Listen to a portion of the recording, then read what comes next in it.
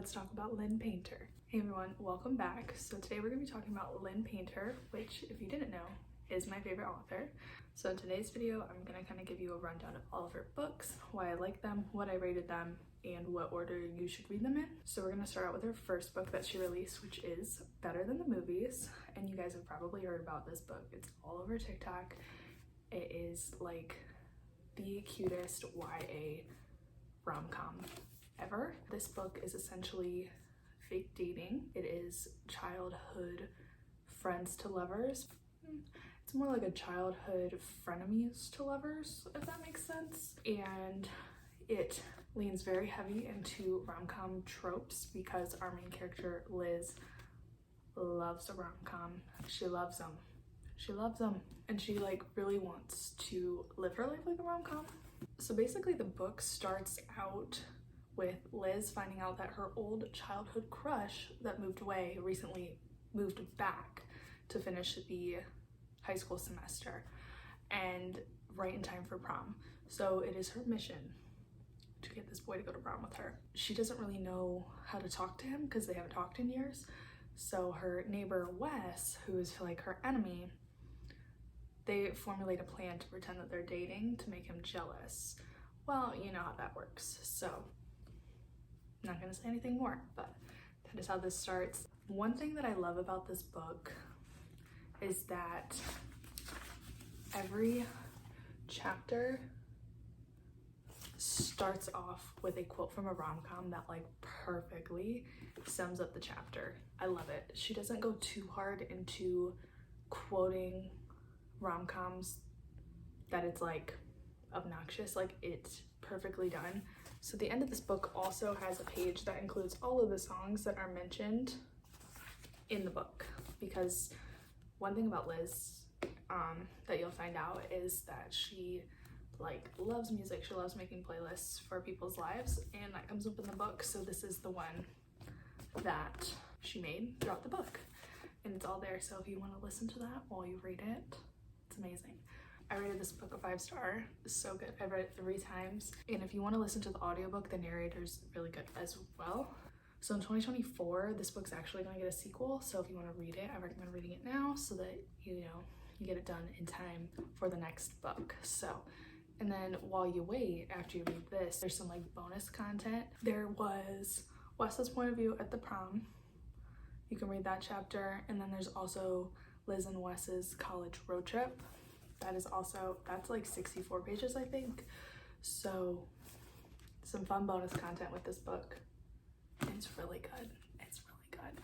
So the next book you should check out is Mr. Wrong Number. This is Lynn Painter's first adult romance that she came out with. So this book follows our main character, Olivia, and our main male character, Colin.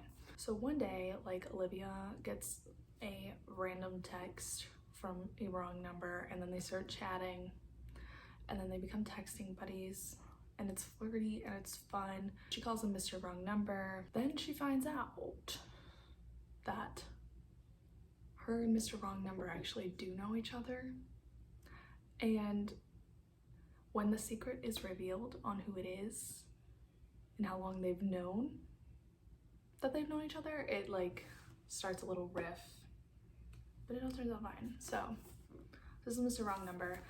I rated this book also 5 stars, but realistically, because I'm a little bit biased, I would probably give it like a 4.25, like realistically, but I'm not gonna, it's gonna be 5, but realistically. This book's really funny, it's really fun. Olivia is witty, Colin is really funny, so I think you guys will like this. I think it's really fun. If you like the fine print or Love on the Brain, it's a similar vibe. You'll really like it. So after that book, there was a companion novel that actually just came out called The Love Wager. I definitely would recommend reading Mr. Wrong Number before you read The Love Wager. Olivia kind of is a character in this book. She's not like super important, but enough to where I was like, okay, it might help to know where she came from. But anyway, so this follows Olivia's brother Jack and his relationship with a girl named Hallie. Jack and Hallie meet and they kind of have like a little night. They have a little night together, and in the morning they wake up and they're like, no, like not interested, but they like use each other as like their wing person to help them get dates. So they kind of plan these like to go on dates at the same places. So they'll go to a date at the same restaurant, but they'll bring somebody that they found on like their dating app or that they met. They make like a bet with each other to see who can fall in love first. Make a little love wager. Guys, I love this book. I love this book. This is my favorite Lynn Painter book. This is my favorite romance book. It is so funny. It is so good. It is so lighthearted. It's such a quick read. Like everything you could want. It's such a good book. I used to say Better Than the Movies was my favorite book of all time until I read this. I know this takes the top spot, so you know that I'm serious right now. I'm serious. It is the best. I love it. I legitimately think this is 5 stars. I would give it 6 if I could, okay? I really recommend this book. I think you'll love it. I think you'll love it. Even if you don't want to read Mr. Wrong Number, even if you don't want to read it, I think you should. But if you don't want to, read this at least, okay? Read this for me. Read this for me. I love it so much. So, there's that. So far, this is like the only ones that you need to read together.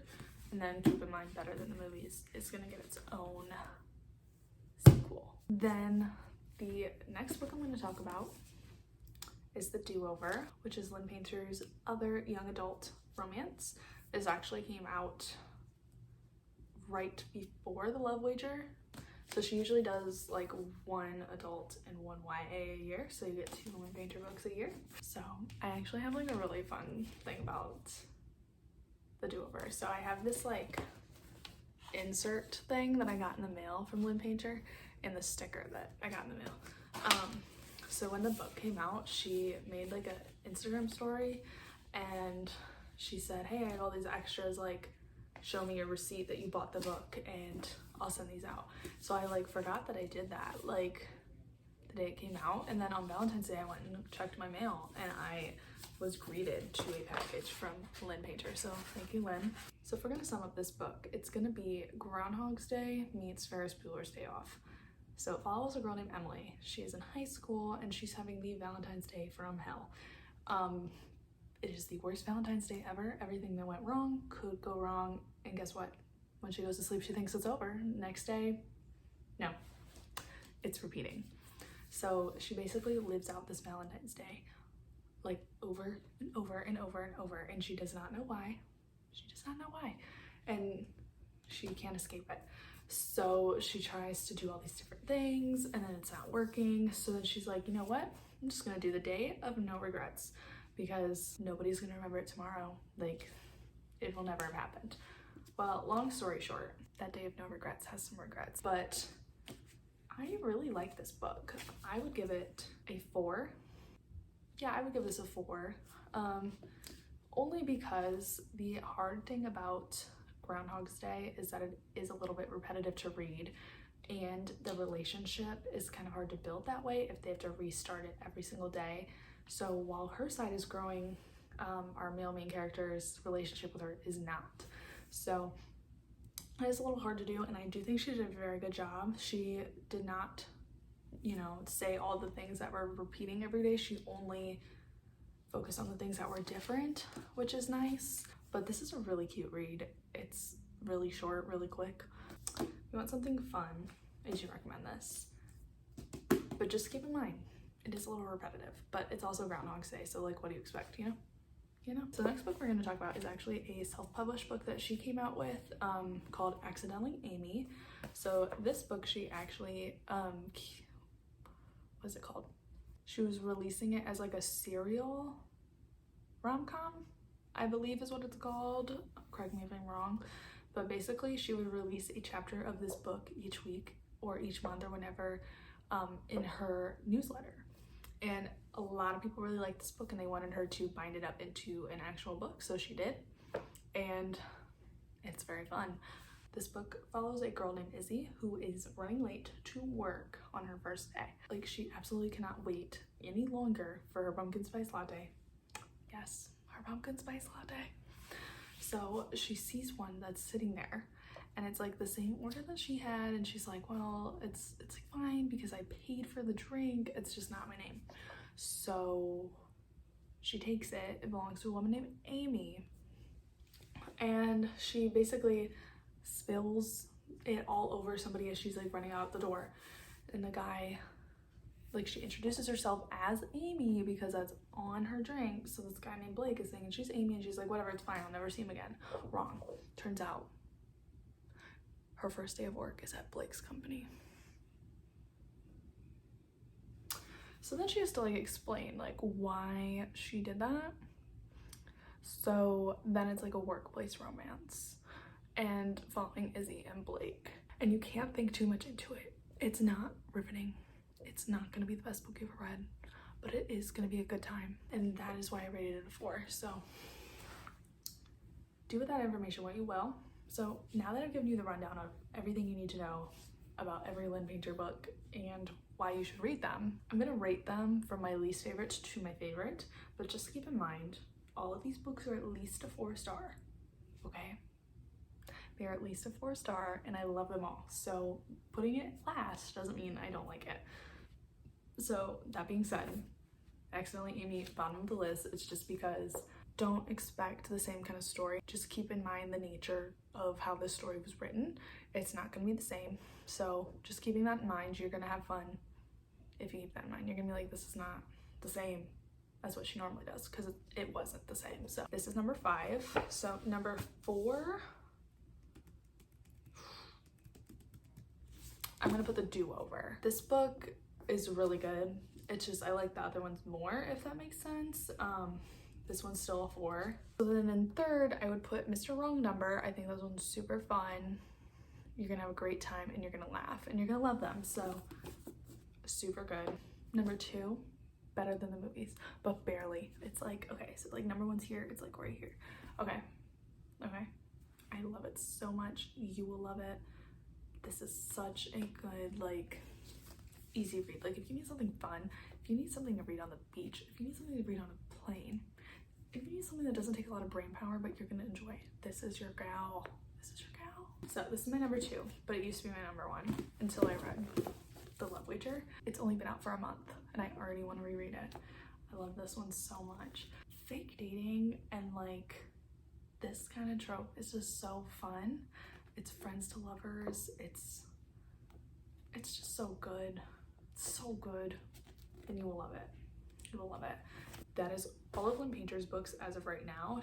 So I hope you guys enjoyed your guide to Lynn Painter. And Lynn Painter, if you're watching this, I am your biggest fan. So that's all for me. I'll see you next time.